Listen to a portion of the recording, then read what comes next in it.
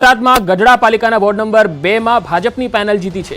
તો મોટાભાગની જે પાલિકાઓ છે ત્યાં ભાજપના ઉમેદવારો આગળ અથવા જીતવાની પોઝિશનમાં દેખાઈ રહ્યા છે।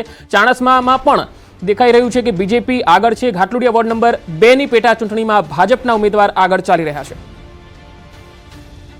માત્ર ચાણસ્મા એક એવી છે કે જ્યાં કોંગ્રેસની પેનલ વોર્ડ નંબર 1 માં જીતી ગઈ છે। તો ડાકોર પાલિકામાં અપક્ષનું ખાતું ખુલ્યું છે। જ્યાં સુધી ડાકોરની વાત છે, ડાકોરમાં અપક્ષની જીત થઈ છે વોર્ડ નંબર 1 માં। આ એક મહત્વનો અપડેટ અને એક અપસેટ પણ કહી શકાય। ડાકોર પાલિકામાં અપક્ષનું ખાતું ખુલ્યું છે। યજ્ઞેશભાઈ, આ કેવી સ્થિતિ ડાકોરમાં? અપક્ષ જીતી ગયું બીજેપી પાછળ? ભારતીય જનતા પાર્ટી જીત હારની જો વાત હોય, અત્યારે જો કે ભારતીય જનતા પાર્ટી જીતમાં છે। અગાઉ તમે જુઓ તો 2015માં 31 જિલ્લા પંચાયતો હતી ને 31 જિલ્લા પંચાયતો એ કોંગ્રેસ જીતેલું હતું। એટલે ભારતીય જનતા પાર્ટીના પક્ષની વાત જ્યાર સુધી કરીએ ને તો જીત અને હાર એ બંનેનું મનોમંથન કરે છે। અને ભારતીય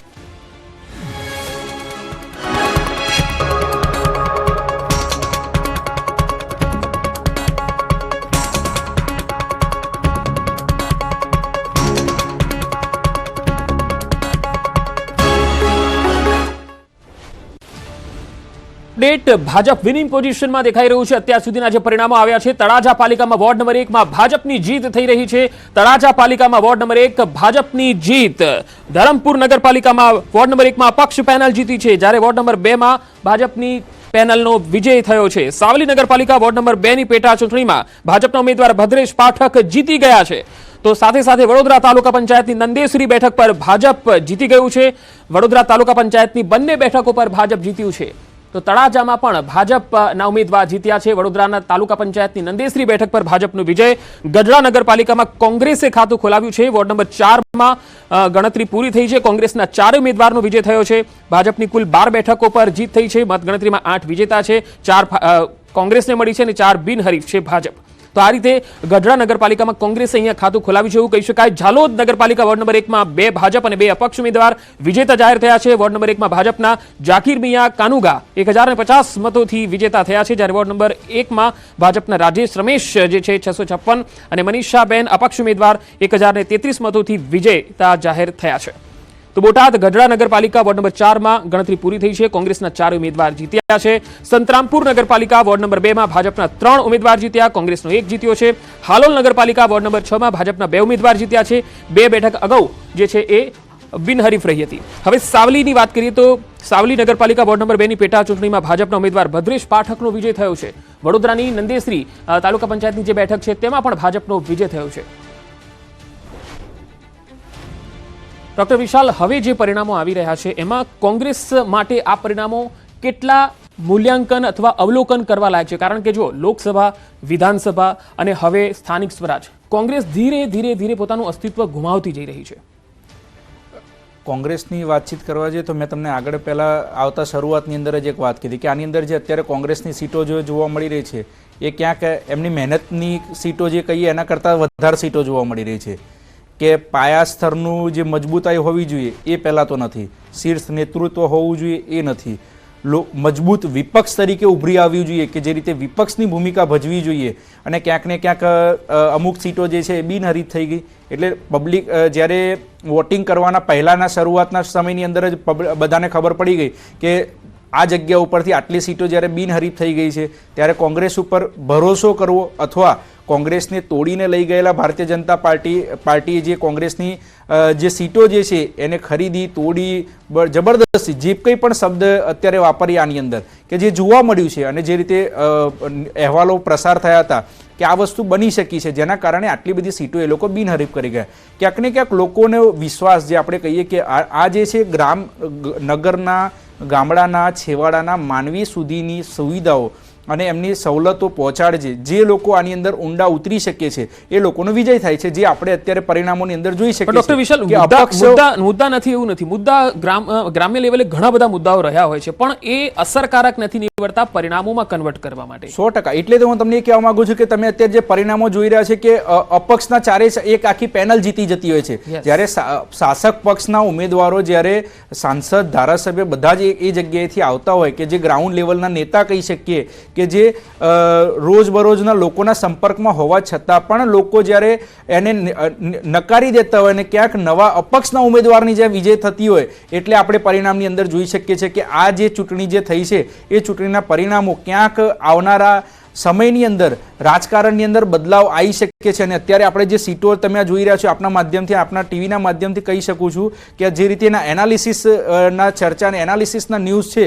ક્યાંક જે ભારતીય જનતા પાર્ટીનો જેટલો ગ્રાફ ઊંચો જઈ રહ્યો છે એટલો વિવાદનો ગ્રાફ આવનારા ટાઈમની અંદર થોડાક જ દિવસોની અંદર જે અત્યારે હેડલાઇન્સ બની રહી છે ન્યૂઝ ચેનલની અંદર કે અત્યારે ભારતીય જનતા પાર્ટીનો ભવ્ય વિજય જે થઈ રહ્યો છે, ક્યાંક ભગવા લહેરાશે, એ મોટા મોટા જેટલી હેડલાઇન્સ જે છે ક્યાંક અંદરો અંદરના જે વિખવાદ જે છે એ ટૂંક સમયની અંદર ક્યાંક એનાલિસિસ ઉપરથી એવું જાણી શકાય કે એવું તારણ કાઢી શકે કે જે રીતે અત્યારે ઇન્ટરનલ વિવાદો જે છે એ ક્યાંક આવનારા સમય એટલે આપણે કહી શકીએ કે અઠવાડિયા મહિનાની અંદર જ ક્યાંક આજ જેટલી સીટો જેટલી ઉપર ગ્રાફ દેખાઈ રહ્યો છે ત્યાં વિવાદનો ગ્રાફ અત્યારે જે છે એટલો ઊંચો જોવા મળી શકે છે ભારતીય જનતા પાર્ટીનો અને એનો સીધો લાભ જે છે કોંગ્રેસ પાર્ટી લઈ શકે છે. અત્યારે પણ આ ઇલેક્શનની અંદર આ વસ્તુની અંદર મેં તમને કીધું કે ક્યાંક ત્રીજો પક્ષ જે કોંગ્રેસને હંફાવી દીધેલો હતો, કોંગ્રેસની જે કમિટેડ સીટો તૂટી હતી, જે સુરતની અંદરની વાતચીત કરવા જઈએ કે વિધાનસભાના ઇલેક્શનની અંદર પણ ક્યાંક આમ આદમી પાર્ટીનું જોરના કારણે ક્યાંક કોંગ્રેસની સીટો તૂટેલી હતી.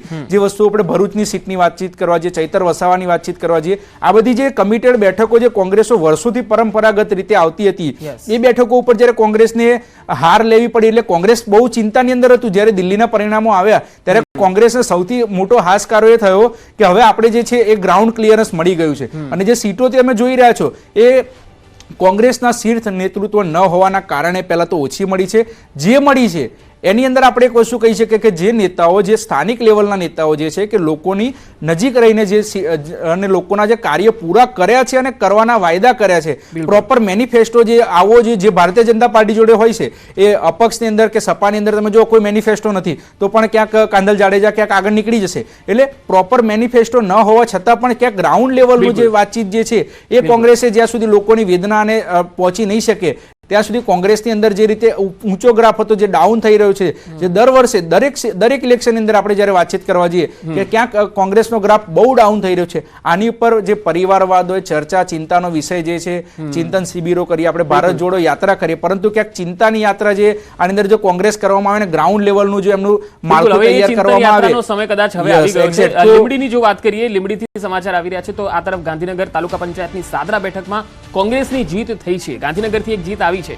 હાલ હારીજ પાલિકામાં વોર્ડ નંબર 4 માં 3 કોંગ્રેસના ઉમેદવાર જીત્યા છે એટલે અહીંયા કોંગ્રેસ માટે એક સારી પોઝિશન કહી શકાય. અને એક અમરેલી પાલિકામાં વોર્ડ નંબર 7 માં કોંગ્રેસની જીત થઈ છે. કોંગ્રેસના ઉમેદવાર માધવીબેન જાની વિજેતા થયા છે.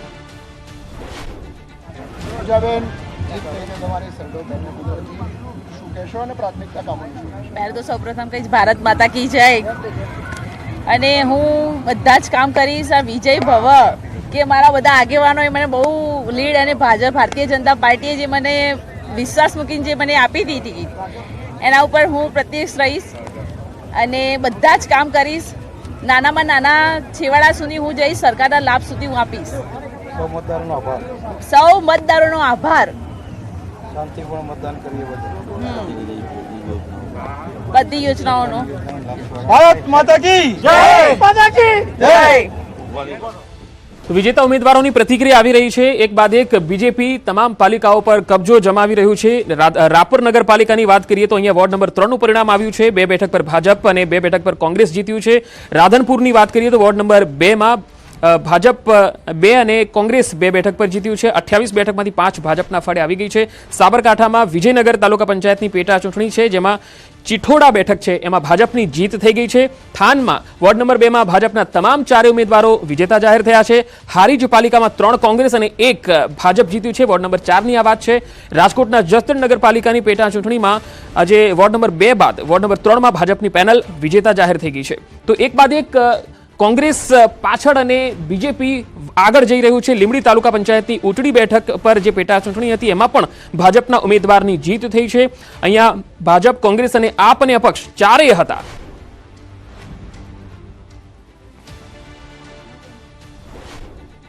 ચોરીવાડના જે પરિણામો જો અત્યારે જોઈ રહ્યા છીએ તો વિમલ ચુડાસમા ધારાસભ્યથી નગરસેવક બનવા માટે ચોરીવાડની પાલિકામાં ઝુકાવ્યું, પણ ત્યાં આગળ વોર્ડ નંબર 1 માં ભાજપના ચારેય ઉમેદવારો વિજેતા થયા છે. રાજેશભાઈ, આ સ્થિતિ સમજાતી નથી. હું શરૂઆતથી જ કહેતો હતો કે આ પરિણામ રસપ્રદ રહેશે વિમલ ચુડાસમાના કારણે, પણ એ કોઈ ઇફેક્ટની અસર ના દેખાઈ. હજી થોડોક સમય જવા દો, પરિણામોની અંદર ચોક્કસ તમને દેખાશે. ને અત્યારે હમણાં ભારતીય જનતા પાર્ટીના પ્રવક્તાએ અત્યારે એક વાત કરી, એની પર મારે થોડીક ચર્ચા કરવી છે. કે એમને કીધું કે જે પણ સ્કીમો લાવી, જે પણ લાભ આપ્યો, એ દરેક જાતિ અને દરેક જ્ઞાતિ માટે હોય છે.